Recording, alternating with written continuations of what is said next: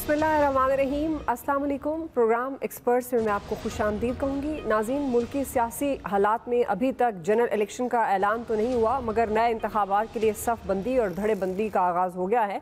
9 मई के वाक़यात के बाद PTI के अरकान ख़ज़ां के पत्तों की तरह बिखर रहे हैं और दीगर सियासी जमातों ने बागियों के लिए अपने दरवाजे खोल दिए हैं। जहांगीर तरीन पिछले कई दिनों से लाहौर और इस्लामाबाद में एक्टिव हैं। उनकी नई सियासी जमात की तश्कील फाइनल राउंड में दाखिल हो गई है।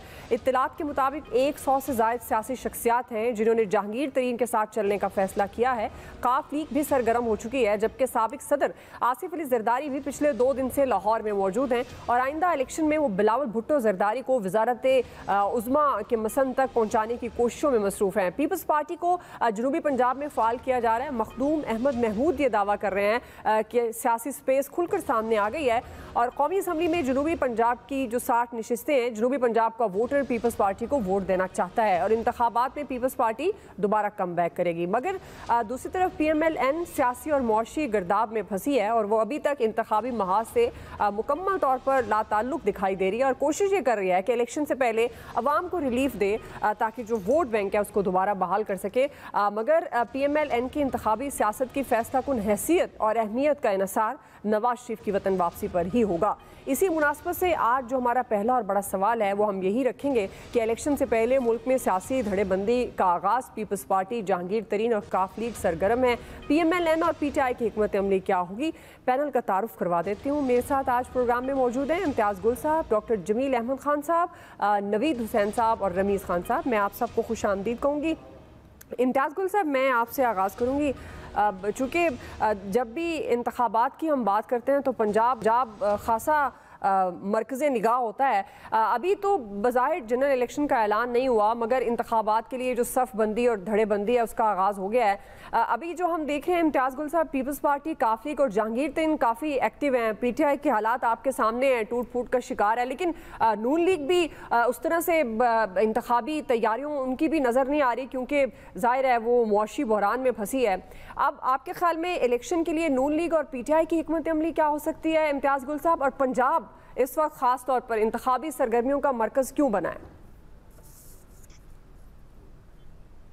देखिए, PTI तो मेरा ख्याल है कि फिलहाल बैक सीट ले ले तो बेहतर है, इसलिए कि उसके काफ़ी सारे लोग तो इधर उधर हो चुके हैं, पार्टी छोड़ चुके हैं, सियासत को खैर बात कह चुके हैं और अगर कोई उनके टिकट पे इंतखाब लड़ने की कोशिश करेगा भी तो उसमें भी मुझे नहीं लगता कि बहुत ज़्यादा उनके इम्कानात होंगे कागजात नामजदगी तस्लीम होने के, कबूल होने के। मतलब मुख्तलिफ़ किस्म की रुकावटें खड़ी हो सकती हैं उनकी राह में, जिसकी वजह से PTI का रास्ता इंतहाई महदूद कर दिया जाएगा। असल इम्तिहान इस वक्त मुस्लिम लीग का है, जिनको धक्का तो दे दिया गया कि आप आके हुकूमत संभाल लें, वज़ीर आज़म बन जाएं, लेकिन जिन मुश्किल हालात में शहबाज शरीफ साहब ने हुकूमत संभाली, वो हुकूमत जिसका हिस्सा पीपल्स पार्टी है, लेकिन वो कहती है हम हुकूमत में नहीं हैं, तो उन्होंने बड़ी चालाकी के साथ जरदारी साहब ने मुस्लिम लीग को आगे कर दिया। लोगों की गालियां उनको पड़ रही हैं और जितने भी इक़दामात हैं PTI के साथ जो हो रहे हैं, मिसाल के तौर पे उसकी तमाम ज़िम्मेदारी राना सनाउल्लाह और उनके जो और करीबी हलीफ हैं उनके दाएं बाएं उनको खानी पड़ रही हैं, जबकि पीपल्स पार्टी बड़ी खामोशी के साथ अपना खोया हुआ मकाम बहाल करने की कोशिशों में मसरूफ़ है।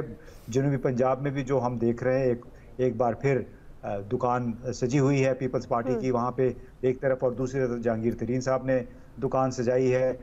लेकिन मैं बड़ा बुरा लफ्ज़ है इस्तेमाल इस तरह ऑन एयर नहीं करना चाहिए, लेकिन एक बेगैरती का तमाशा है। मैं समझता हूँ कि ये वो लोग हैं जिनका शिकार किया जा रहा है, जो कि एक से दूसरी से तीसरी चौथी पार्टी में शामिल होते रहते हैं, हवा का रुख देते हैं, वहाँ उनको जाके दस्तार बंद दी जाती है, पगड़ी पहना दी जाती है।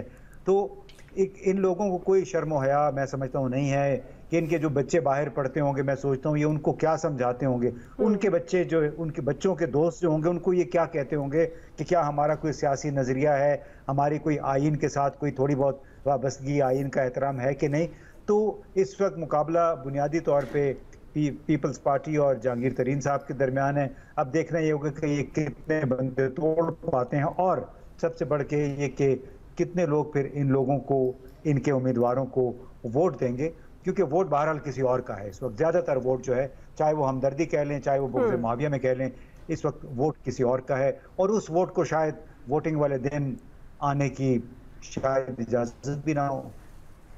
जी डॉक्टर साहब, आप किस तरह से देख रहे हैं बड़ी तफसील से जो इस वक्त हमारी इंतखाबात के हवाले से जो धड़ेबंदी हो रही है और एक जो सियासत की जा रही है, इम्तियाज़ गुल साहब ने उस पर बात की, तो डॉक्टर साहब आप किस तरह से देख रहे हैं? पंजाब ज़ाहिर है हम देखते हैं मरकज़ी निगाह होता है इंतखाबात जब भी शुरू होते हैं, लेकिन इस दफ़ा कुछ ज़्यादा ही है क्योंकि जब पंजाब असम्बली और KP टूटी तो आपने देखा कि KP का जिक्र नहीं होता था कि इलेक्शन हो, लेकिन पंजाब को बड़ा एम्फसाइज़ किया जाता था कि पंजाब में इंतखाबात हो। तो डॉक्टर साहब आप किस तरह से देख रहे हैं? नून लीग तो जाहिर है कारकर्दगी उनके लिए चैलेंज बन गई है। अभी आपके ख्याल में पीपल्स पार्टी और जहांगीर तरीन ज़्यादा एक्टिव नज़र आ रहे हैं? क्या धड़ेबंदी हो सकती है और क्या हिकमत अमली हो सकती है PTI और नून लीग की? या दोनों की तरफ से वो तो हिकमत अमली अपनी अपनी कोशिश कर रहे हैं कि इस माहौल में जब अफरा तफरी है, नफसा नफसी है, भागम दौड़ी है, तो सोचते हैं कि भागते की लंगोटी से ही PTI के जो खिजा की तरफ पत्ते बिखर रहे हैं, तो उसमें से जो जिसके हाथ आ जाए, खासतौर पे इलेक्टेबल, उस लिहाज से वो देख रहे हैं कि पंजाब जिसने जीता उसने पाकिस्तान जीता, जिसने पंजाब जीता वो मरकज में हुकूमत बना लेगा। 54.41% जो है पंजाब की सीटें हैं और बाकी 3 प्रोविंसेस की बाकी सीटें रह जाती हैं, 43.8 कुछ चीजें। तो उस लिहाज से देखा जाए तो पंजाब तो मरकज रहेगा और पंजाब में ही ये जो इस वक्त उखाड़ पिछाड़ और नफसा नफसी जो है वो पंजाब में ही ज्यादा है ना। तो उस लिहाज से वहाँ जो खिजा के पत्ते बिखर रहे हैं उसको बटोरने के लिए जो इस वक्त आपको धड़ेबंदी नजर आ रही है वो उसी का एक खाकसाना है। और उस धड़ेबंदी में ज़ाहिर है करीम साहब भी हैं, उस धड़ेबंदी में बाकी डोगर साहब, कर्नल साहब कल से सरगर्म हो गए और आज खुफिया मुकाम पर उन्होंने अपनी मीटिंग भी कॉल कर ली है और बताया जाता है कि तकरीबन 100 के करीब टिकट होल्डर्स और पुराने यानी कि एक्स MPs उसमें शामिल हो गए हैं। तो ये तमाम और काफिले अपनी तौर पर सरगर्म है। तो इस वक्त जो मैदान वो देख रहे हैं कि उस मैदान से जिसको जो हासिल हो जाए वो हासिल करने की कोशिश कर रहा है। अब रहा सवाल सियासत का, वतन अजीज ने सियासत में वो आइन की पासदारी और वो फेयर प्ले और वो बच्चों के दोस्तों ने और बाकियों ने क्या सोचना है, वो दौलत ही दौलत है। बस जिसके पास दौलत, आजकल का जो मंजरनामा है वो तो ये है कि मैं पहले भी जिक्र कर चुका हूँ कि सियासत जो है उसको एक जरिया बनाया जाता है और इसमें बहुत सारे केसेस हमारे सामने कोर्टों में पड़े हुए हैं, जरिया बनाया जाता है दौलत बटोरने का। और मैंने बस जो लफ्ज इस्तेमाल किया कि सियासत को तिजारत या इंडस्ट्री के तौर पर, ये कोर्टों में जो केस पड़े हुए हैं अगर हम उनको निकाल लें अभी वाले और पहले वाले सारे, तो हमें पता पड़ जाएगा। और आपके अगले सेगमेंट में शायद पानामा का जिक्र आएगा तो उसमें मजीद इसको खोलकर किया जा सकेगा। तो कहने का मकसद ये है कि अब जब ऐसी सूरत हाल है जिसमें कि आगे इलेक्शन का कोई 50-50 चांस नजर आ रहा है, क्योंकि प्लान A और प्लान B पे ज्यादातर काम होता है। प्लान A के मुताबिक अगर हालात ठीक रहे, यानी कि IMF से हमें ट्रांचे में अगला, ये तो खत्म हो गई ना बात, जो अभी 9th रिव्यू था वो तो बात खत्म हो गई, उसका जो हमने भुगतना था भुगत लिया। और बकौल हमारे वजीर खजाना के जो लोग डिफॉल्ट की बात करते हैं उनको शर्म आनी चाहिए, लेकिन उनको शर्म तो अपनी जगह पर कैसे आए, वो एदादो शुमार देखते हैं। वो एदादो शुमार जब सामने आते हैं तो खौफ आता है और उस खौफ के तहत लोग कहते हैं, और वो इकोनॉमिस्ट ही कहते हैं, खैर उस बात को तो टॉपिक अलग हो जाएगा, लेकिन कहने का मकसद ये है कि जब IMF की अगली बात आएगी ट्रांचे की तो उसमें पता पड़ेगा कि इलेक्शन अगला होना है या नहीं। अब आप कहेंगे कि ये कैसे मैं कनेक्ट कर रहा हूँ कि जब IMF का अगला जो टफ कंडीशन के साथ हमें ट्रांसफर नहीं मिला या हमें लोन नहीं मिला तो फिर डिफॉल्ट तो हमारा मुकद्दर है, चाहे अभी हमारे वजीर खजाना कहे कि शर्म आनी चाहिए या नहीं आनी चाहिए। लेकिन यह है कि अगर वो सिलसिला आया तो फिर आप भूल जाएं इलेक्शन, फिर तो इमरजेंसी आपके आइन में है और आइन के तहत आप इमरजेंसी रख के फिर जब थोड़े से हालात बेहतर होंगे, और यही सूट करता है मुस्लिम लीग को। नून को भी अभी तबसरा आपने सुन लिया इम्तियाज गुल साहब का कि उनको तो फेवर में जाता नहीं है, उनको तो आगे करके पीछे जो है वो जो सियासत के शहनशाह हैं उन्होंने अपना मामला ठीक किए और सारे का सारा इस पर। और ये बात मुस्लिम लीग नून को शुरू में इस बात की उनको बहुत सही तरीके से आदा था और खास तौर पर नवाज शरीफ साहब को इस चीज का आदा था और वो चाहते थे कि जल्दी से इलेक्शन करा लिया जाए, लेकिन कुछ ऐसे असबाब बने कि उस वक्त इलेक्शन नहीं करा सके। तो अब ये घंटी जो है गले में आ गई है और इसको अब इस घंटी को उतारना जरा मुश्किल हो रहा है और उसकी वजह से पंजाब में आप देख रही हैं ये जितनी ज्यादा भी इस वक्त गहमा गहमी। जी ठीक है नवीद साहब, आप किस तरह से देख रहे हैं खासतौर पर नून लीग तो जाहिर है वो जो हुकूमत वक्त होती है उसका बयानिया तो उसकी परफॉर्मेंस होती है जो अनफॉर्चुनेटली 0/0 है। तो नवीद साहब अब जरदारी साहब बड़े एक्टिव हुए हुए हैं और नवीद साहब ऑडियो इशू आ गया। रमीज़ आपसे यही सवाल, अब जरदारी साहब बड़े एक्टिव हैं और वो कह चुके हैं कि जाहिर है वो पंजाब में भी पीपल्स पार्टी को देखना चाहते हैं। राना सना ने इसका रद्द-ए-अमल भी दिया कि वो भी आ सकते हैं, हम भी सिंध जा सकते हैं। तो जिस तरह इम्तियाज़ गुल साहब भी कह रहे हैं कि इस वक्त तो जाहिर है पीपल्स पार्टी आगे आ गया है इस गेम में। तो आप किस तरह से देख रहे हैं जो सारा सियासी मंजरनामा क्या बनता हुआ दिखाई दे रहा है और ख़ासतौर पर ये जो मुख्तलिफ लोग PTI से टूटे हैं, वो जहांगीर तरीन साहब के पास भी जा रहे हैं और खबरें ये भी हैं हम ख्याल ग्रुप का कोई और भी पार्टी बनाई जा सकती है, एक नहीं 2-3 बन सकती हैं। तो आप किस तरह से ये सियासी मंजरनामा देख रहे हैं और पंजाब को ही फोकस किया जा रहा है, आपके ख्याल में क्या वजह है? देखिए सबसे बुनियादी इसकी वजह यह है कि पाकिस्तान तहरीक इंसाफ जो कि आउटगोइंग प्रोविंशियल असेंबली में उसकी तकरीबन 180 के करीब सीटें थी, अब उन सीटों को ये प्रिज्यूम किया जा रहा है कि अब वो एक पूरा एक वैक्यूम है। इसके लिए सारी पॉलिटिकल पार्टीज बिलखुसूस Pakistan peoples party, Pakistan Muslim league काफ और छोटे छोटे धड़े इस वक्त एक्टिव है, जिसमें एक तरीन साहब का धड़ा भी शामिल है। और वो छोटा तो बहरहाल नहीं है, लेकिन वो चूंकि अभी पॉलिटिकल पार्टी की सूरत में नहीं आया तो अभी हमारे पास कोई जामे नंबर उस तरफ से नहीं है, उनकी तरफ से क्लेम बहरहाल जरूर है।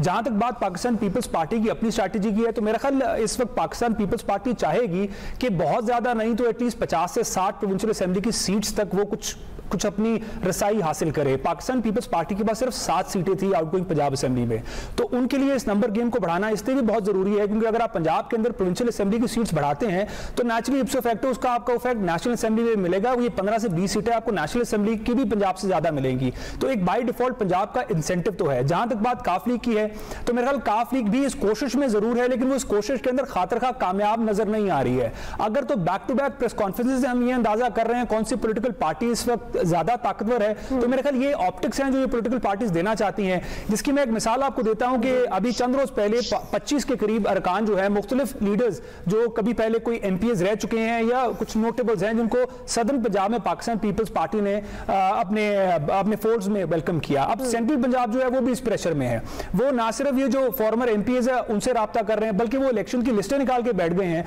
और वो उन लोगों से भी राब्ता कर रहे हैं जिन लोगों की थोड़ी सी अच्छी स्ट्रेंथ है ताकि वो एक प्रेस कॉन्फ्रेंस के मुकाबले में अपनी प्रेस कॉन्फ्रेंस भी कर लें। तो ये एक विद इन द पार्टी भी एक खासी टसल है, खासी रेस है जो खासी मुस्बत है, इसमें कोई ऐसी चीज नहीं है जिसमें हम कोई इख्तलाफ करें। लेकिन बहरहाल इस वक्त ये है कि कौन ज्यादा प्रेस कॉन्फ्रेंस करता है, कौन ज्यादा ये बताता है कि मेरी तरफ लोग आ रहे हैं, ताकि एक ऑप्टिक्स क्रिएट हो कि जनाब पाकिस्तान तहरीक इंसाफ इस वक्त मंजर-ए-आम से गायब है और हम हैं नेक्स्ट कंटेंडर। जहां हम इस पूरी इक्वेशन की बात कर रहे हैं तो मेरे ख्याल सारे के सारे जिसमें एक दो धड़े, ये करण साहब का धड़ा भी है, तरीन साहब भी है, बड़ी एक्टिव है, इसके अलावा जो दो पॉलिटिकल पार्टीज की बात करो मेरे ख्याल ठंडी हवाओं का भी इंतजार कर रहे हैं क्योंकि अभी तक किसी पॉलिटिकल पार्टियों को ठंडी हवा का कुछ झोंका मिला नहीं है, ये बहरहाल को ऐसा इंप्रेशन नहीं मिलता। जहां तक बात पाकिस्तान मुस्लिम लीग नवाज की है तो पाकिस्तान मुस्लिम लीग नवाज ने 20 सीटों पे एक्सपेरिमेंट करके देख लिया है and I think they are done with this experiment कि वो किसी और पॉलिटिकल पार्टी से अपने फोल्ड में किसी को वेलकम करें। वो ही नेचुरल सक्सेसर है पंजाब के, उनको पता है कि उनको कुछ करने की जरूरत नहीं है। उनके पास जिस तरह मेरे पहले पैनलिस्ट से पॉइंट किया कि उनके पास वाहिद चैलेंज इसको इकोनॉमी है, वो इकोनॉमी को डील करेंगे तो उसके साथ साथ जो दूसरे उनके लीगल मसाइल हैं वो तो मेरे ख्याल उनके लिए एड्रेस काफी हद तक हो गए हैं, उसमें हमें ना तो हमें कुछ पूछने और सोचने की बात है। उन्होंने अपने जितने केसेस थे, वो नैब के केस हो, वो पुरानी अपनी डिस्क्वालिफिकेशन वो खत्म करा ली हैं, जो रह गई हैं वो भी खत्म करा लेंगे। मेरे ख्याल जिस तरह से इन्होंने कानून का हाल किया है, जिस तरह जो उनको रुकावट आती जाएगी वो कानूनी बुलडोज करते जाएंगे, उसके लिए किसी चीज को, कॉन्स्टिट्यूशन को, लॉ को अपने सामने दीवार नहीं समझेंगे। तो पाकिस्तान मुस्लिम नवाज को इस सूरत हाल में एक्टिव होने की मुझे नहीं लगता इस वक्त फौरी तौर पर जरूरत है। हाँ, जिन पॉलिटिकल पार्टीज को जरूरत है वो एक्टिव हैं, वो क्या शेयर लेके जाती है इसमें जाते जाते एक और बात मेरे ख्याल हमारे लिए जानना जरूरी है कि जिस बंदे के मरने पे उसकी जायदाद का बंटवारे का फैसला कर रहे हैं कि अभी हमें हतमी तौर पे फैसला कर लेना चाहिए, वो बंदा दुनिया से गुजर भी गया है कि अभी वो पॉलिटिकल फील्ड में कायम है। सही है जी। नवीद साहब, नहीं साहब, आप क्या सियासी मंजरनामा देख रहे हैं और इस सारी सूरत हाल में, क्योंकि अब चांसेस एक्सपर्ट्स का भी यही कहना है दीगर कि ज़ाहिर है जो हालात बता रहे हैं इंतखाबात होते हुए 50-50 चांसेस हैं, इंतखाबात होते हुए दिखाई दे रहे हैं, क्योंकि मुख्तलिफ सियासी जमातें उसकी बाकायदा तैयारी भी कर रही हैं। तो नवीद साहब, आपको क्या लगता है क्या सियासी मंजरनामा हो सकता है और जहांगीर तरीन कहाँ स्टैंड करते हैं? जरदारी साहब बड़े एक्टिव हैं, वो समझते हैं कि पंजाब में भी पीपल्स पार्टी को होना चाहिए सिंध की तरह, तो किस तरह से आप ये सारा सिनेरियो देख रहे हैं और नून लीग की क्या स्ट्रेटेजी बनेगी इंतखाबात में? क्योंकि जाहिर है वो हुकूमत में है तो परफॉर्मेंस तो उस तरह से नहीं है और वही बयानिया है उनका। नवीद साहब, अरे देखिए जो मेरे ख्याल में जो पाकिस्तान मुस्लिम लीग नवाज जो है, शहबाज शरीफ साहब ने शहबाज शरीफ साहब ने कई बार ये बात कही है कि उन्होंने अपना पॉलिटिकल कैपिटल कुर्बान करके मुल्क को बचाया है। तो वो तो यानी खुद कह चुके हैं कि अपना पॉलिटिकल कैपिटल कुर्बान कर चुके हैं, जैसे जिस तरह की इकोनॉमी की सिचुएशन है। तो आई डोंट थिंक कि पाकिस्तान मुस्लिम लीग नवाज के पास बहुत कुछ है, ऑल्सो वो कोशिश कर रहे हैं। आप देखें जैसे उन्होंने अभी पेट्रोल की कीमतों में कमी की है और फिर जो है वो एमपीज के जो है वो डिस्क्रिशनरी फंड जो है वो उनको इंक्रीज किया है ताकि वो इलेक्टोरेट को जो है वो किसी तरह से अपील कर सके। लेकिन जो अभी 13 माह की कारकर्दगी रही है, मेरे ख्याल में यहाँ पे अगर मैं ये कहूँ कि आसिफ जरदारी साहब ने जिस तरह से खेला है तो वो बड़ा स्मार्टली खेला है। इस वक्त जो पीडीएम की गवर्नमेंट का जो फेस है वो basically Pakistan Muslim league Nawaz. आप प्राइम मिनिस्टर को देख रहे हैं, आप जो है फाइनेंस मिनिस्टर को देख रहे हैं, इंफॉर्मेशन मिनिस्टर को देख रहे हैं, तो लोगों के सामने बेसिकली इस गवर्नमेंट की जितनी भी कारकर्दगी है वो PMLN का पाकिस्तान मुस्लिम लीग नवाज की है। Pakistan peoples Party on the other hand, जिस तरह से मैंने कहा कि आसिफ जरदारी साहब ने बड़ा स्मार्टली खेला, तो कोई ऐसी इंपॉर्टेंट मिनिस्ट्री उन्होंने नहीं ली जिससे जो है वो पीपल्स पार्टी सामने आए। अभी भी आप देख रहे हैं कि जो मुझे नजर आ रहा है तो Pakistan Muslim league Nawaz I don't see very bright chances कि उनके कोई अगर इलेक्शन होते हैं तो कोई उनके ब्राइट चांसेस है। पंजाब में अगेन डिवाइडेड होगा। पीपल्स पार्टी साउथ पंजाब में कोशिश कर रही है। आसिफ जरदारी साहब ने जैसा हम सबको पता है कि वो लाहौर में डेरे जमाए बैठे। सिंध उनके पास है, बलूचिस्तान उनके पास होगा, पंजाब से वो सीटें ले लेंगे। KP में बालाकंड और पेशावर वैली का, पेशावर डिवीजन का जो ये 2 डिवीजन है, यहाँ पे पीपल्स पार्टी का वोट बैंक है। तो मुझे जो लग रहा है वो ये कि पीपल्स पार्टी के चांसेस जो है वो ब्राइट है। मे बी वो KP में जो है वो JUIF के साथ मिलकर गवर्नमेंट बनाने की पोजीशन में हो जाए और ANP के साथ ऑब्वियसली सिंध उनके पास है। बलूचिस्तान में इलेक्टेबल आ रहे हैं उसके पास, यहाँ साउथ पंजाब से भी इलेक्टेबल ज्वाइन कर रहे हैं। तो पीपल्स पार्टी के चांसेस मुझे ब्राइट लग रहे हैं। On the other hand Nawaz league जो है वो आई डोंट सी कि वो इस पोजीशन में है कि नेक्स्ट गवर्नमेंट बना। मैं इस पर दुआ अगर मुझे कुछ इजाज़त दें। देखिए जो पिछले दिनों 20 इलेक्शंस के रिजल्ट्स आए थे उसके बाद भी हमने देखा था कि नून लीग की परफॉर्मेंस तब भी अंडर फायर थी, तब भी क्वेश्चनेबल थी, लेकिन नून लीग ने बहरहाल अपना वोट काफ़ी हद तक रिटेन किया। मैं नवीद साहब की इस बात से एग्री करता हूँ कि अब कुछ ना कुछ उनके वोट बैंक को डेंट पड़ा है, लेकिन जहाँ हम ये देख रहे हैं कि वोट बैंक को उनका डेंट पड़ा है, हमें ये भी चीज़ जहन में रखनी है कि पंजाब में वोट जाता किसी पॉलिटिकल पार्टी को कैसे है। ये आइडियोलॉजिकल भी है, ये उम्मीदों के साथ भी होता है और ये पॉलिटिकल पार्टी की अपनी स्ट्रेंथ के साथ भी होता है। यहाँ पे स्पेशली रूरल एरियाज में बहुत मायने रखता है कि ये जो कैंडिडेट है इसकी पॉलिटिकल पार्टी जीतेगी या नहीं जीतेगी। और पाकिस्तान पीपल्स पार्टी की जिस किस्म की परफॉर्मेंस पंजाब में रही है वो बड़ी एब्जमल है। और उसके बाद अगर पाकिस्तान पीपल्स पार्टी ने टेबल्स टर्न करने हैं तो मेरे ख्याल पाकिस्तान पीपल्स पार्टी खाली प्रेस कॉन्फ्रेंसेस की गिमिक्री से शायद ये ना कर पाए।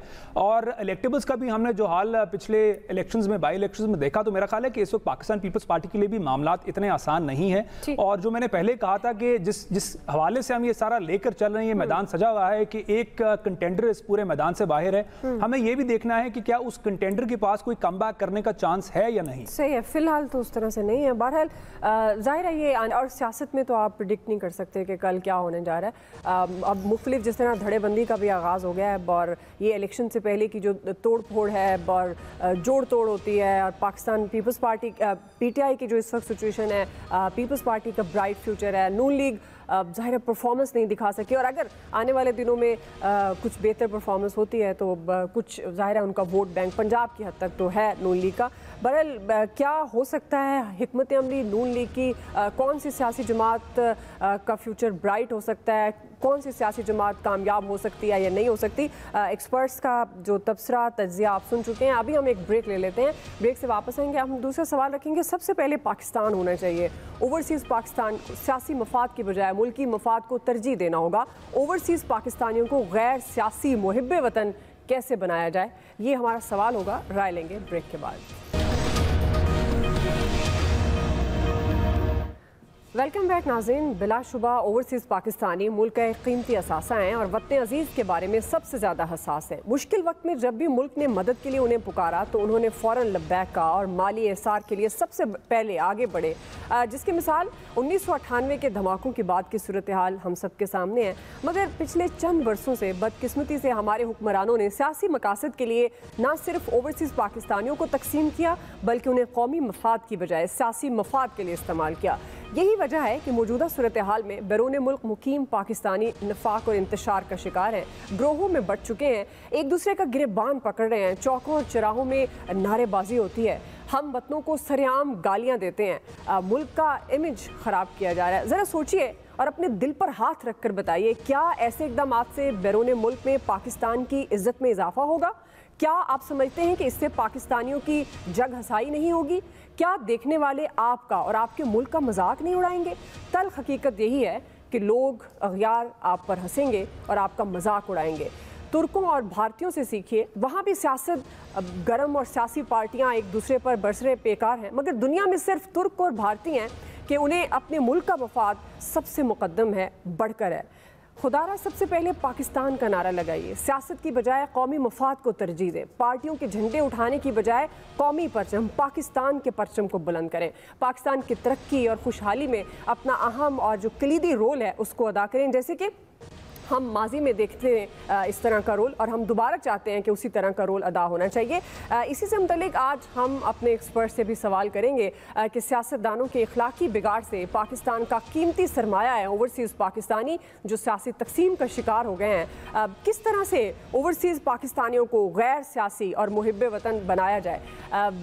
इसी हवाले से मैं डॉक्टर साहब आपसे आगाज़ कर रही हूँ, क्या आप देखते हैं जिस तरह से आजकल हालात हैं, ख़ास तौर पर अगर हम ओवरसीज़ पाकिस्तानियों की बात करते हैं, सोशल मीडिया सबसे ज़्यादा जहां तकसीम नज़र आती है हमें, ख़ास तौर पर जब हम सियासी ग्रोहों में बटे ओवरसीज़ पाकिस्तानी हमें नज़र आते हैं तो वो सोशल मीडिया पर आपके सामने भी हैं डॉक्टर साहब, जिस तरह का जहर उगला जाता है और हम भूल गए हैं, हमें लगता है कि हम ये जो सियासी जमातें हैं, सियासी हुक्मरान हैं, यही हमारा मुल्क है, हम पाकिस्तान को भूल गए हैं। मैं ओवरसीज़ पाकिस्तानियों की बात कर रही हूँ डॉक्टर साहब, ये किस तरह से वो पुराने वाले ओवरसीज़ जिनके दिल में वतन की मोहब्बत थी, क्योंकि लीडर हुक्मरानों की मोहब्बत को सेकंड नंबर पर रख के सबसे पहले वतन की मोहब्बत को किस तरह से उजागर कर सकते हैं ओवरसीज पाकिस्तानियों में डॉक्टर साहब?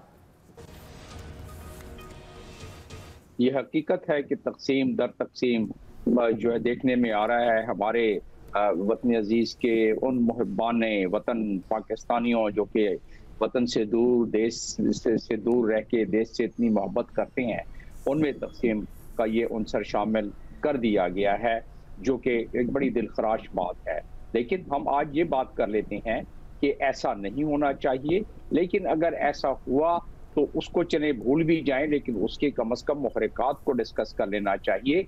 और अब क्या करना चाहिए कि जैसे आपने तुर्की के बारे में बात की और आपने भारत के बारे में बात की, आप फिलिपीन की बात करने, आप नेपाल की बात करने, मैं दुनिया के तकरीबन 17 ममालिक में मेरी तैनातियाँ रही हैं और मैंने देखा है कि वहाँ उन ममालिक में जो भी डायस्पोरा है वो उस अपने वतन अजीज की सिर्फ बात करता है। वहाँ भी पॉलिटिकल पार्टीज है, जैसे तुर्की में आपने बात की, वहाँ भी पॉलिटिकल पार्टीज हैं, लेकिन भारत में भी हैं। लेकिन जब वहाँ वो बैठते तो उसमें होता ये है, इसमें बहुत सारे लोग कसूरवार गर्दाने जाने चाहिए और आपके इस प्रोग्राम के तवज्जुह से हुकूमत को इस पर अपना किरदार भी अदा करना चाहिए, क्योंकि ये जो डिवीजन है, इस डिवीजन में ठीक है हमारी सियासी अकाबरीन को इसमें इसका इदराक होना चाहिए, क्योंकि जब वो जाते हैं तो सिर्फ अपनी अपनी पार्टियों का देरा लगा के बैठ जाते हैं, जो उसका उनका हक है।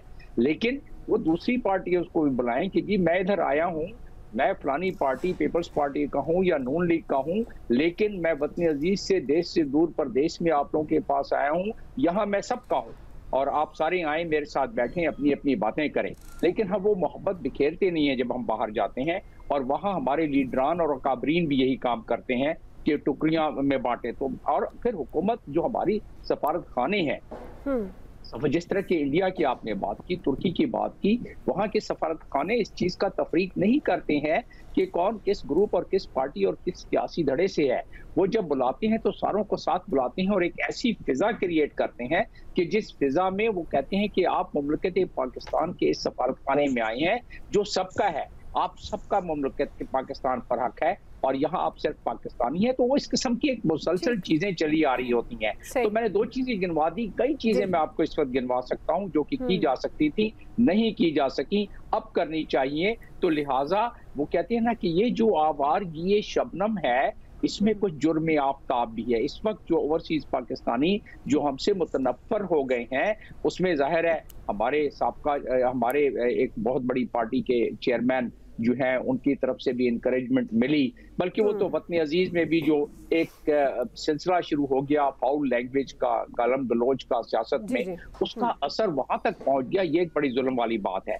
अब आप अंदाजा करें कि जहां जहां जिस मुल्क में मैं जब मिला हूं अपने देश से दूर इन मुहब्बाने वतन से, तो वहां मैंने देखा है कि उनमें वतन की बहुत दर्द है। लेकिन अगर वतन के दर्द के साथ साथ अगर हम कोई एफर्ट ही ना करें कि जिनको हम हकीकत बताएं, और अगर उनकी दिल आजारी है, फर्ज करने के इस मामले में ये बात माननी पड़ेगी कि पीटीआई के एक बहुत कसीर तादाद वहाँ, उसके बहुत सारी वजूहात हैं, वो उनके हमदर्दों में से हैं, तो उनको कम से कम एक सही अक्स देना पड़ेगा कि ये वतन है, इस वतन में सियासत है और सियासत अपना मोड़ और रुख लेती है।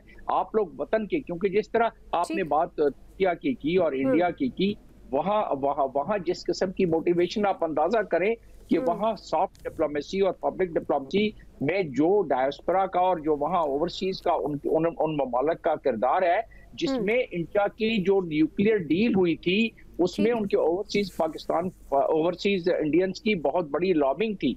इसी तरह तुर्की की मैं बहुत सारी मिसाल आपको दे सकता हूँ, और इंडिया की तकरीबन 31.2 मिलियन के करीब वहाँ के ओवरसीज है, और हर मुल्क से वो साइंस, टेक्नोलॉजी, डेवलपमेंट, मुल्क में रेमिटेंस और मुल्क के लिए एक लॉबिंग करते हैं, एक अच्छी पब्लिक डिप्लोमेसी करते हैं। हमारे यहाँ यह है कि इस तहरीक बना के हम दस्तखत करवा रहे हैं अपने कांग्रेसमैनों से अपने वतन अजीज के खिलाफ कि यहाँ तो ये मुश्किलात पैदा हो गई हैं, यहाँ तो जुल्म हो रहा है, यहाँ तो जुल्म और तादी हो रहा है, हमारी मदद की जाए यहाँ। तो इस किस्म की चीजें जब होती हैं तो उसमें हमें मुहर्रिक होना पड़ेगा। हमें इस मामले में अपने ओवरसीज पाकिस्तानी जो कि, और उनको मैं ओवरसीज पाकिस्तानियों को भी ये बता दूं कि जो ये समझते हैं कि वतन अजीज में इस वक्त एक मसला पड़ा हुआ है, वो मसला हमेशा नहीं रहेगा। और वो जब मैंने देखा है कि उन ममालिक में जब उनको तकलीफ होती है तो उनको कौन याद आता है, और उस पर यही बात कही जा सकती है ना, अपनी मट्टी ही पे चलने का सलीका सीखो, संगे मरमर पे चलोगे तो फिसल जाओगे, लेकिन इसमें हमें अपनी कोशिश भी करनी चाहिए। जी ठीक है जी। इम्तियाज़ गुल साहब, जिस तरह डॉक्टर साहब कह रहे हैं कि सही जो कोशिश है उस तरह हमें करनी चाहिए, तो इम्तियाज़ गुल साहब जब हम दूसरे ममालिक की बात करते हैं और ख़ासतौर पर हम इंडिया की बार बार बात कर रहे हैं, तुर्की की और दीगर ममालिक फ़िलिपाइन जिस तरह डॉक्टर साहब जिक्र भी कर रहे हैं, वो बाहर के मुल्कों में अपने मुल्क को रिप्रजेंट करते हैं। हम क्यों जो पाकिस्तानी ओवरसीज़ हैं ख़ासतौर पर अब की बात करें कुछ टाइम की, तो ये क्यों इतने सियासी ग्रुप्स में बटे हैं? इनके लिए तो सबसे पहले पाकिस्तान होना चाहिए, ना कि सियासी जमातें। सियासी ग्रुप्स में बटने की वजह क्या है इम्तियाज़ गुल साहब? आप मुझसे लेक्चर चाहती हैं या मैं कोई जरा सी सच बात भी कर दूं? सच बात करें सर। उसमें बात यह है कि हम दूसरे मुल्कों की मिसालें तो देते हैं, लेकिन दूसरे मुल्कों के सिफारत खाने, उनकी जो खारजा वजारतें हैं, वो अपने बाशिंदों को पीपल्स पार्टी जरदारी में तकसीम नहीं करते हैं, बल्कि वो सबको एक ही नज़र से देखते हैं और एक ही तरह से उनको फैसिलिटेट करते हैं। जो किस मुल्क के लिए मोहब्बत पीपल्स पार्टी वालों को भी है,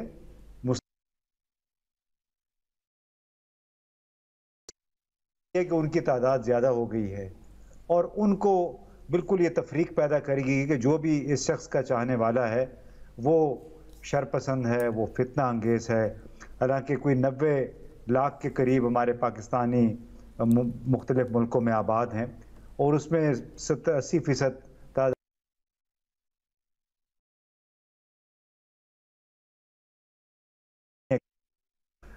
सेंसस कभी नहीं हुआ इस हवाले से, लेकिन हम महज इस वजह से उन लोगों को मतून करना शुरू कर दें कि वो किसी एक शख्स के या एक पार्टी के हामी हैं, और ये वो लोग हैं जो कि पाकिस्तान में गैर मुल्की जो ज़र मुबादला आता है वो भेजने वालों, वो अक्सरियत इन लोगों की है, चाहे वो अमेरिका है चाहे यूरोप है। तो इनको वोटिंग का वोट तो इन लोगों ने दिया नहीं है, जो इस वक्त मिन्नतें कर रहे हैं कि इनको पाकिस्तानी होना चाहिए, इनको पीटीआई का नहीं होना चाहिए। तो मुल्क के लिए मोहब्बत जो है वो उनके एस्पिरेशंस, लोगों की ख्वाहिशात के मुताबिक आती है। ये नहीं हो सकता कि आप उनसे कहें कि आप मुल्क से मोहब्बत करें लेकिन दूसरी तरफ आप ये कहेंगे फलां पार्टी को आप फॉलो नहीं करेंगे। ये तो दुनिया भर में, आपको अमेरिका में भी देखें तो आपके सिफारतकार जो हैं आपकी पार्टियों से ताल्लुक़, मुख्तलिफ पार्टियों से ताल्लुक़ रखते हैं, डेमोक्रेट हैं, रिपब्लिकन हैं, और जब हुकूक की बात आती है वहाँ पे कोई ये नहीं कहता कि आपका ताल्लुक़ फलां पार्टी से, लिहाजा आपको ये हक नहीं मिलेगा। हुआ ये है कि जो बैरूनी ममालिक में आबाद घरानों के साथ जो हुआ है, उनके रिश्तेदारों के साथ हुआ है, या वो लोग जिनके रिश्तेदार आए हुए थे गुज़िश्ता 4 हफ्तों से यहाँ थे और फिर 9 मई का ये सानिया हो गया, उसके बाद जो इन लोगों पे गुजरी है, आप इन लोगों से क्या मोहब्बत और पाकिस्तान से मोहब्बत का जज्बा उनमें जगाएंगे? ठीक है, चलें। नवीद साहब, आपके ख्याल में क्या रीज़न्स हो सकती हैं? ख़ास तौर पर हम बात करते हैं कि वतन की मोहब्बत से बढ़कर अगर सियासी ग्रुप्स में बढ़ गया, जिस तरह आप कुछ सिफारत खानों की बात कर रहे हैं इम्तियाज़ गुल साहब, तो आपको लगता है कि इनमें ज़ाहिर है हमारे जो सियासतदान हुक्मरानों, इन्हीं का किया धरा है कि वहाँ पर भी जाकर एक तकसीम की फ़ज़ा बना दी है। तो किस तरह से आप ये तसव्वुर कर सकते हैं कि जो ओवरसीज़ पाकिस्तानी हैं उनके लिए पहले पाकिस्तान हो और उसके बाद सियासी जमातें, और जिस जमात को भी वो पसंद करें, जिसमें भी जाना चाहें? देखिए, मिलियंस ऑफ ओवरसीज पाकिस्तानी है पूरी दुनिया में, मिडल ईस्ट में, यूरोप में, अमेरिका में, और ये लोग पाकिस्तान के लिए, मैं गवर्नमेंट के लिए नहीं कहूँगा, मैं कहूँगा पाकिस्तान के लिए एक एसेट है। इनका जितना ये रेमिटेंसेस भेजते हैं उससे जो है वो हमारी जो कौमी मईशत है उसमें उसका एक बहुत बड़ा रोल है। अब सवाल ये पैदा होता है कि जी उनके लिए पाकिस्तान पहले है और उनको जो है वो अपनी पॉलिटिकल एफिलिएशन जो है वो छोड़ देनी चाहिए। तो मेरे ख्याल में ये पॉलिटिकल एफिलिएशन उनसे तर्क करना या उनसे ये एक्सपेक्ट करना कि वो तर्क कर दें, ये मुनासिब नहीं होगा, क्योंकि पॉलिटिकली एफिलिएटेड होते हैं और मुख्तलिफ पार्टियों के लोग हैं, उसमें पीपल्स पार्टी के भी हैं, उनमें पीटीआई के भी हैं, उनमें जो है बाकी जमातों के लोग भी हैं। इससे पहले इस तरह का, जिस तरह जो हम सोशल मीडिया पे देखते हैं, जिस तरह से टॉक्सिफाई हो गया एनवायरनमेंट, जिस तरह से गालम गलोच हो रही है, जिस तरह से पाकिस्तान के खिलाफ बातें हो रही हैं और पाकिस्तान के इदारों के खिलाफ बातें हो रही हैं, तो ये एक मेरे ख्याल में एक बहुत अफसोसनाक बात है, अफसोसनाक बात। लेकिन यहाँ पे क्या कौन रिस्पॉन्सिबल है इसके लिए, तो हम देखें कि यही जो हमारी इस वक्त मुल्क में गुज़िश्ता 13 माह से जो पॉलिटिक्स चल रही है और जिस तरह से जितनी टॉक्सिक वो पॉलिटिक्स है, हमने ये 13 महीनों में देखा कि जिस तरह की गालम गलोच और जिस तरह की, यानी वो जाती मफादात जो है उनको कौमी मफादात पे तरजीह दी गई। अगर हम ये एक्सपेक्ट कर रहे हैं ओवरसीज पाकिस्तानी से कि वो अपने वो कौमी मफादात को आगे रखें, तो वो एट द सेम टाइम ये भी देखेंगे कि पाकिस्तान में जो पॉलिटिशियन हैं क्या वो मुल्की मफादात को मुकद्दम रख रहे हैं। उन्होंने क्या किया अभी तक इन 13 माह में मुल्की मईशत का बेड़ा गर्क कर दिया। आप ये देखें जो इन्फ्लेशन है इस वक्त पाकिस्तान की 76 साल तारीख में इस इन्फ्लेशन की जो है वो नजीर नहीं मिलती। आप उसके साथ साथ अपने फॉरेन एक्सचेंज रिजर्व देख लें, IMF का प्रोग्राम जैसे डॉक्टर साहब ने पहले कहा कि वो डॉलरम में है, मेरा नहीं ख्याल वो रिवाइव हो पाएगा।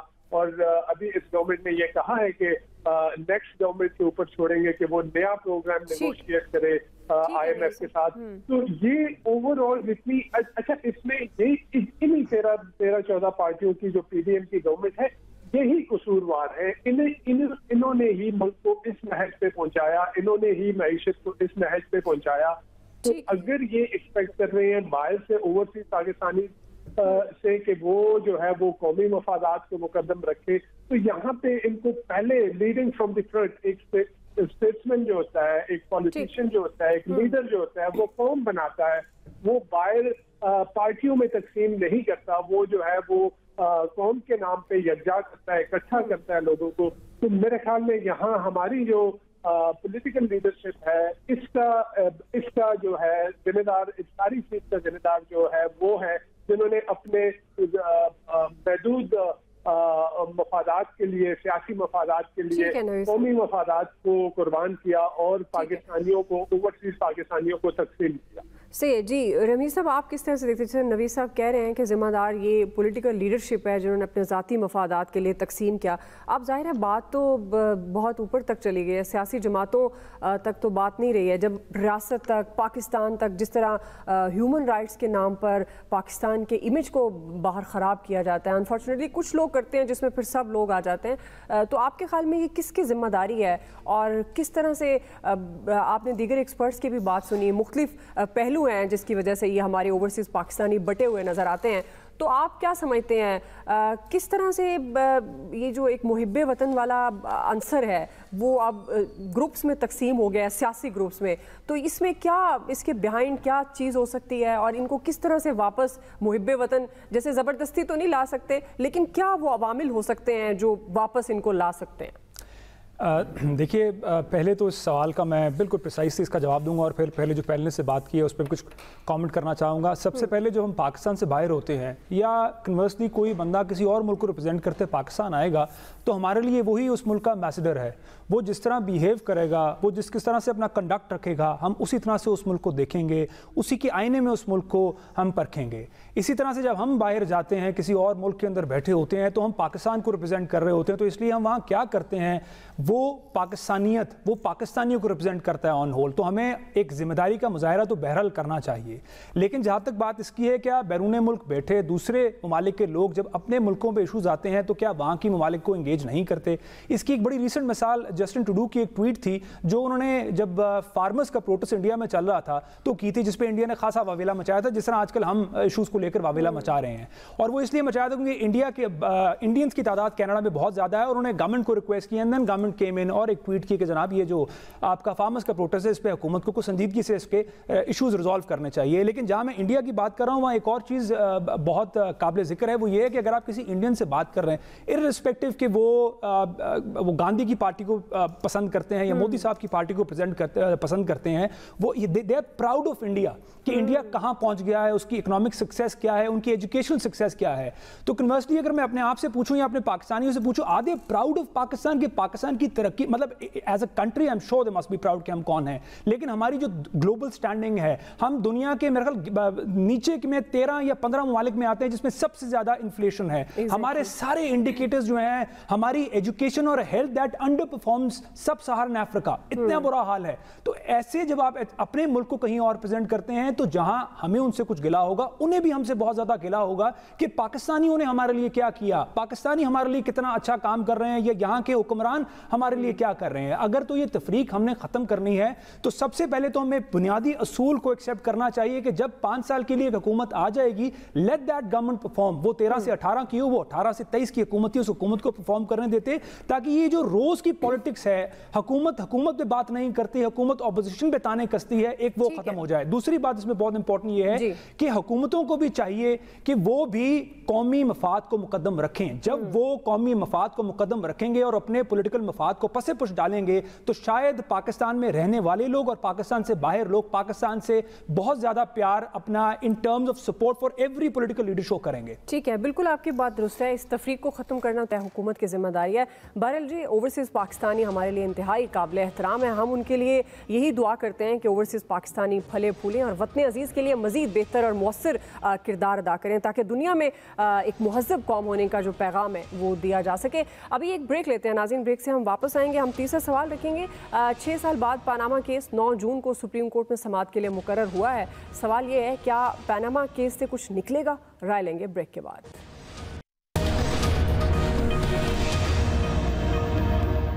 नाज़रीन, पनामा पेपर्स केस में 6 साल बाद, यानी 6 साल हो गए हैं और अब एक बार फिर सुप्रीम कोर्ट पहुंचा है। ये वो केस है जिसमें 2017 में साबिक प्राइम मिनिस्टर नवाज शरीफ को नाअहल किया गया था। अमीर जमात इस्लामी सिराजुल हक की दरख्वास्त पर 2 रुकनी बेंच 9 जून को पनामा पेपर्स की समाअत करेगा। रमीज साहब, मैं आपसे आगाज़ करूँगी। अब ये 6 साल बाद समाअत हो रही है अब, और क्या निकलेगा? क्या आपको लगता है ये नवाज शरीफ साहब की वैसे खबरें हैं वापस आ रहे हैं, या कोई मुश्किलात पैदा कर सकता है उनके लिए? देखिए, क्या निकलेगा तो काफ़ी हद तक ऑब्वियस है कि वो क्या आउटकम एक्सपेक्ट करते हैं और क्या हम भी एक्सपेक्ट कर सकते हैं मौजूदा सूरत हाल में। लेकिन एक चीज़ जो मुझे लगता है, ये एक पंडोरा बॉक्स भी नून लीग के लिए खुल जाएगा। जो सवाल वो पहले जिनका जवाब नहीं दे सके, मेरे अजीज़ हवतो ये हैं वो ज़राए, जिसमें बताया गया था पाकिस्तान से पैसा दुबई गया, दुबई से पैसा कतर गया, फिर बताया गया कि पैसा सऊदीया गया, सऊदीया से कतर गया, फिर बताया गया कि जनाब ये पैसा तो डायरेक्ट यूके गया था, फिर बताया गया कि ये फ्लैट 2006 में लिए, फिर बताया गया कि जनाब ये तो 2000 में लिए थे, जो जिस तरह हमने यूके की कोर्ट का जो फैसला आया था उससे हमें पता चला। तो इसका मतलब ये है कि बहुत सारे ऐसे जवाब जो वो पहले नहीं दे सके, जिस तरह से वो पनामा का अकामा का इन्होंने एक पूरा इंप्रेशन बिल्ड किया था, अब वो दोबारा से रीरैप होगा, उसके दोबारा से सवाल जवाब होंगे और एक पंडोरा बॉक्स, जिस तरह मैंने पहले कहा, मुझे लगता है नून लीग के लिए एक पंडोरा बॉक्स बहरहाल खुलेगा। ये अब पॉजिटिव भी वैसे हो सकता है उनके लिए, अब जो उनके लिए हालात हैं, हो सकता है वो स्पीच जो उन्होंने पहले कोर्ट में नहीं दिखाई वो दिखा दे। हाँ, इम्तियाज गुल साहब। देखिए, पनामा केस से कुछ नहीं निकलेगा। जो हशर सुप्रीम कोर्ट के पंजाब में 14 मई के इलेक्शन के फैसले का हुआ है, वही हशर अब अकाउंटेबिलिटी कोर्ट का कि उस फैसले का होगा जो कि 6 जुलाई 2018 को, जिसमें एवनफील्ड के फ्लैट्स की मिल्कियत के हवाले से नवाज शरीफ के खिलाफ फैसला किया गया था। अगरचे उस वक्त अदलिया ने भी और उस वक्त के आर्मी चीफ ने भी कहा था कि हम पनामा यानी करप्शन के मामले पे नवाज शरीफ के साथ नहीं है, लेकिन ये पाकिस्तान ही में मुमकिन है। इंशाल्लाह वो आएंगे और आइंदा इंतखाबात में हिस्सा भी लेंगे। चले, ये आप पेश कोई कर रहे हैं डॉक्टर साहब? जी हाँ, ये बड़ी इंटरेस्टिंग सी एक डेवलपमेंट आगे मंजरनामा नजर आ रहा है। इसमें बहुत सारे लोगों पर तलवार लटक जाएगी एक मरतबा फिर, क्योंकि पनामा हो या पेंडोरा पेपर हो, ये दोनों अगर निकाल लिए जाएं तो वो इस मुल्क में बहुत सारे अशराफिया और बहुत सारे बासर लोग जो भी अपने पर दिखला रहे हैं थोड़े से, उनके परों को भी कुतरा जा सकता है। शौकत तरीन का नाम इसमें है, मोने सबाही का नाम इसमें है, आरिफ नकवी का नाम इसमें है और बहुत सारे मीडिया हाउसेस के लोगों का नाम इसमें है। तो जब उनके दम पर पैर इसके जरिए रखा जा सकता है और अचानक ये 6 साल के बाद ये केस लग जाना, और केस किस तरह लगते हैं वो हमें पता है, तो केस का लग जाना तो कुछ तो है जिसकी पर्दादारी है और इससे क्या क्या मफाद हासिल किए जा सकते हैं मौजूदा मंजरनामे में वो देखा जाए। ठीक है डॉक्टर साहब, टाइम कम है। नवीद साहब क्विकली कमेंट कर दीजिएगा। अच्छा, देखिए, मेरे ख्याल में अगर ये पानामा केस को रीओपन इस वजह से किया जा रहा है कि जो मुस्लिम लीग नवाज का जो एक नैरेटिव था कि पानामा को जो है यूज करके नवाज शरीफ को जो है वो पॉलिटिकल एरिना से बाहर किया गया, तो अगर इस तरह की कोई चीज निकलती है और सामने आता है कि ये पानामा को यूज किया गया था, तो मेरे ख्याल में एक ठीक है। नवीद साहब, मेरे पास वक्त खत्म हो गया जी। आप सबका बहुत शुक्रिया। आज के एक्सपर्ट से इतना ही। फीडबैक दीजिएगा। ख्याल रखिए। अल्लाह हाफिज़।